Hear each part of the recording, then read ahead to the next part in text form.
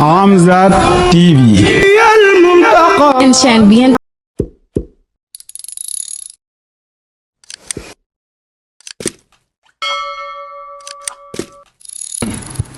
asalaamaaleykum wa rahmatulah maa ngi siyaare mbokki jullit yëpp ak mbokki taalibe yi di jël jiital ci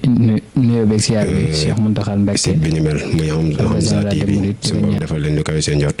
sëñ Fall ñu ngi lay ziar bu baax a baax di ziar tamit seen xaadim mi nga xam ne moom la ñu jàkkaarloo koo xam ne nag membre nga ci biir fondation soppee seen Amzat Mbacké ni ci tolluwaay liggéey bi tey nag ñu bëgg a ànd ak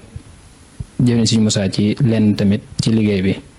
dane naa jóge foofu dem fekk ji ñi nga xam ne ñoom laa bokkal bëgg-bëgg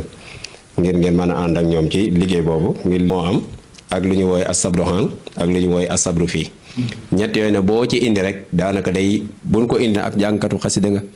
kon bu boobaa loolu mën na dox tamit sa diggante maanaam yàqala lu bare bay sa diggante ak sëriñ bi ndax diggante maanaam góor ak jigéen sëriñ bi moom lu mu mas a bañ la te xas xam ne nii comme maanaam usine ndox lay doon loolu daara ji ñu ngi ciy dox te buñ téléspectateurs yi ngeen xamee ko noonu ngeen xam ne kon daara ji yamuñu dong di def nii ci ay émission waaye daaree jëf la maanaam daara joo xam ne ñoom dañuy ci jëf moom ci leen gën a dox sax ci maanaam di wax moo tax ñoom saa su nekk seen slogan bi nga xam ne sax moom lañ gën a miin mooy dox tey noppi maanaam dox tey noppi wala noppi tey dox waaw moo waral na kon loolu ñu ngi leen koy fàttali ñi ngi jaajëfal na bu baax a baax sëñ ci barkeb sëriñ bi di ñaan ci barkeb xasida yi maanaam lépp la nga xam ne wax nañ ko mu méngoog li nga xam ne rahmatullahi taala wa barakaatu Sëñ Moussa ñoo ngi lay jaajëfal bu baax a baax waxtaan wi am na solo lool